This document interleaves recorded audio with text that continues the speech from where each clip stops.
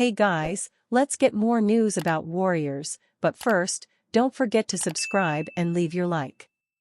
Pistons can't overcome early deficit and loss to Warriors. A 17-2 run in the opening quarter sealed the Pistons' fate Sunday night as they wrapped up their two-game West Coast preseason trip with a 111-93 loss to the Golden State Warriors. Detroit trailed by as many as 26 points.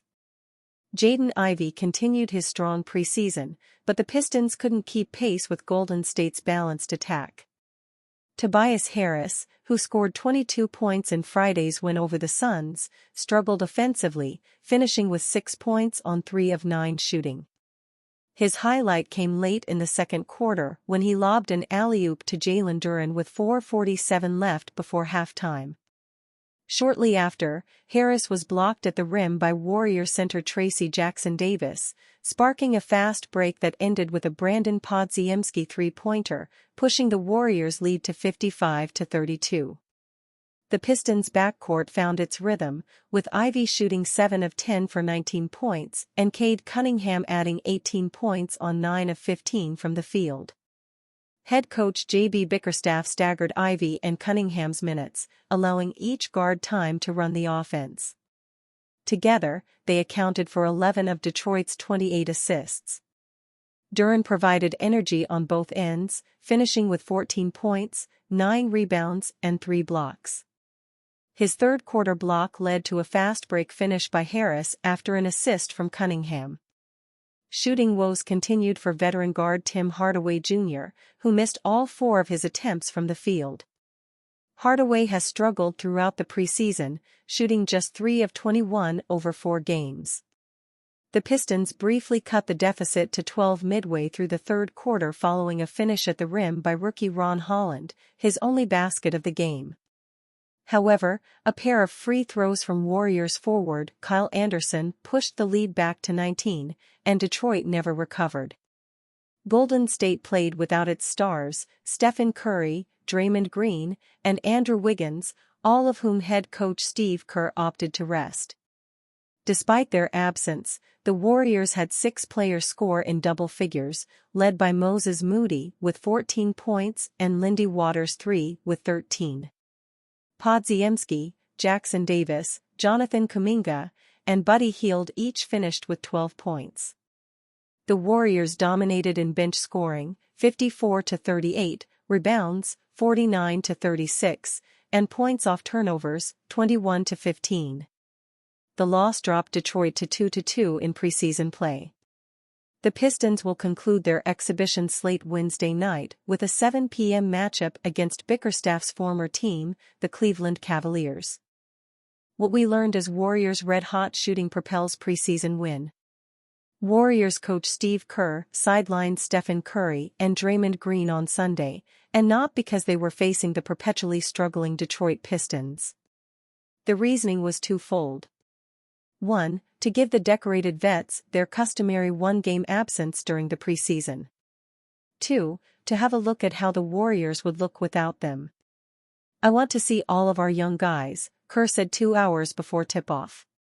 I want to see them take the next step in playing well together, playing for each other, all that stuff. The coach got what he wanted, as the Warriors took a double-digit lead late in the first quarter and coasted to a 111-93 victory at Chase Center. 6 Warriors scored in double figures, led by Moses Moody's 14 points. Tracy Jackson-Davis finished with 12 points, 10 rebounds, and 3 blocks. Here are 3 takeaways from the game in which Golden State ran its preseason record to 4-0. When their off-season hunt for stars came up empty, the Warriors turned to the most important factor in today's NBA. They added guys who can stroke it from deep. It was evident in the first 3 preseason games, but it blew the Pistons away in this one. The Warriors made 10 of their first 11 shots from beyond the arc and finished 18 of 39, a 46.23-point percentage. It was more than enough to offset their pedestrian 45.8% shooting from inside the arc. 9 different players drained at least 1 triple, with Buddy Hield nailing a game-high 4 from distance, while Jonathan Kuminga and Lindy Waters III each made 3. Rookie center Quentin Post, on a two-way contract, made his first triple of the preseason. The Warriors entered the game averaging 44.7 point attempts per game, ranking behind only Boston and Minnesota. Their 38.8 percentage also ranked third. They are now shooting 40.5% from deep. Get used to it, folks. The Warriors have long been infatuated with three-point shooting. Now, with their revamped roster, they're falling in love with it. In their fourth preseason game, coach Steve Kerr introduced his fourth starting lineup, and the first without Curry or Green. The starters, DeAnthony Melton, Brandon Podziemski, Kuminga, Moody, and Jackson Davis. All five had started at least one of the three previous games. How did it look? There were choppy moments, mostly on offense, but they were nullified by superior three-point shooting and rebounding. The good, though Melton didn't shoot well, he made several subtle contributions that benefited his team, most notably savvy passing that resulted in 5 assists in his first 15 minutes. Jackson Davis managed 3 blocks, with 2 coming in one possession. The bad, Podziemski had 4 turnovers in the first half, most of them through forced passes. Melton didn't shoot particularly well early, going 2 of 9 from the field in the first half and finishing 2 of 11, including 1 of 4 from deep. Summary: the only way the starting lineup is seen again is if influenced by injury or rest. Lauri Markkanen breaks silence on Warriors trade pursuit. Utah Jazz All-Star forward Lauri Markkanen took his name off the trade market, at least until after the season, when he signed a 5-year, $238 million extension on August 7, ultimately ending the Golden State Warriors' pursuit this offseason. Markkanen addressed the Warriors' trade interest in an interview with Substack's NBA insider Mark Stein. "I think it means you've done things right, that teams want you. I was able to kind of zone it out and really wait for my agent for what's real," Markkanen told Stein. The Warriors made the best offer: Moses Moody, multiple first-round picks, multiple pick swaps and multiple second-round picks, ESPN's Shams Charania, formerly of The Athletic, reported on July 15, among all NBA teams that pursued Markkanen this past summer. But the Jazz were more focused on getting Brandon Podziemski instead of Moody from the Warriors, according to Charania, which stalled the negotiations. The Warriors made a hard stance, preferring to keep Podziemski, or they could include him but not all their draft capital. The Jazz did not budge.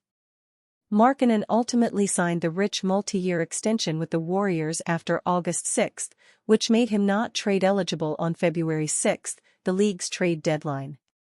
"Obviously, I wasn't a free agent, but it was more I had the ability to do the contract and kind of had the choice," Markkanen explained to Stein. "I don't have to do it, but that was something I wanted to get done to stay with the team." While the Warriors showed so much interest in the versatile Finnish forward, his decision on his extension showed he wanted to remain in Utah. The Warriors are very high on Podziemski, as evidenced by the team owner Joe Lacob's lavish praise of the 21-year-old guard. "Oh my God. He was a revelation, to be quite honest," Lacob said during the NBA Summer League in Las Vegas. "I mean, he is one of the all-rookie team top 5 in the league. He started a bunch of games for us. Steve Kerr had trouble getting him off the floor."